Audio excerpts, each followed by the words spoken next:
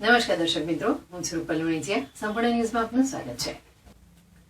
Palanpur collector કચેરી ખાતે ઉદ્યોગ, શ્રમ અને રોજગાર વિભાગના મંત્રી તથા જિલ્લાના પ્રભારી મંત્રી બલવંતસિંહ રાજપૂતના અધ્યક્ષસ્થાને જિલ્લા આયોજન મંડળની બેઠક યોજાઈ હતી, જેમાં બનાસકાંઠા જિલ્લાના વિકાસ માટે ₹1,201.80 લાખના 550 વિકાસ કામોને મંજૂરી અપાઈ હતી.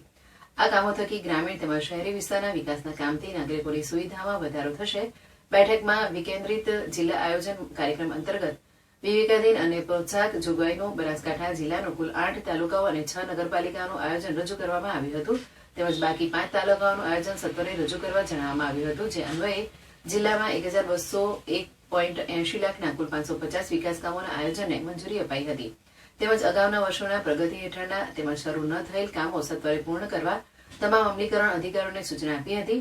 તમામ કામોને સમાંતર ગ્રાન્ટ ફાળવણી કરવી, નાગરિકોને સ્વાસ્થ્યલક્ષી સુવિધા ઊભી કરવી અને શાળાઓને લગતી કામગીરી માટેની ગ્રાન્ટ ફાળવણીનું કામ સત્વરે કરવા સૂચન કર્યું હતું.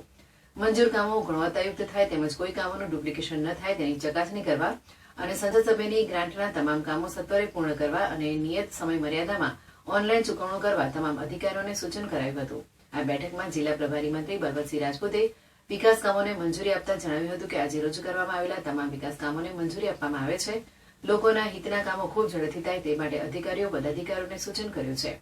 રાજ્ય સરકારની યોજનાઓનો લાભ છેવાડાના વ્યક્તિઓ અને વિસ્તાર સુધી સરળતાથી પહોંચે અને તેઓ વિકાસની મુખ્યધારામાં જોડાય તે માટે વિશેષ પ્રયત્નો રાજ્ય સરકાર કરી રહી છે. ત્યારે મંજૂર કરાયેલા વિકાસ કામો ગુણવત્તાયુક્ત અને સમય મર્યાદામાં પૂર્ણ કરવા અમલીકરણ અધિકારીઓને સૂચન કર્યું હતું.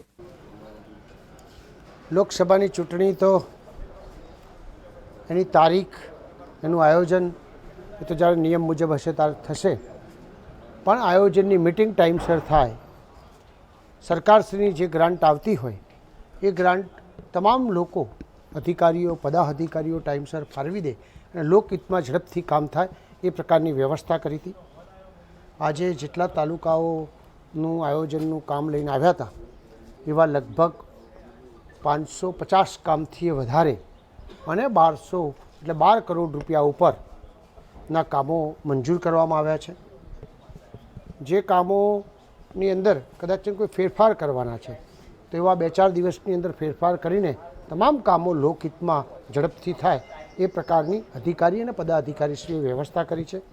એની સાથે સાથે જે બાકીના રહેલા કામો સરકારશ્રીના જે આયોજનમાં રહી ગયા હોય એની સમીક્ષા કરવામાં આવી અને સમીક્ષાના ભાગરૂપે આવા જે કોઈ કામ બાકી રહ્યા છે અને ઝડપી કેવી રીતે કરી શકાય એની એક ફિક્સ તારીખ કરવામાં આવી અને 31/3/2024 સુધી તમામ કામ પૂર્ણ કરી દેવા એ પ્રકારનો નિર્ણય કરીને આજે બધા જ કામ સારી રીતે થઈ શકે એ પ્રકારની વ્યવસ્થા કરાઈ છે.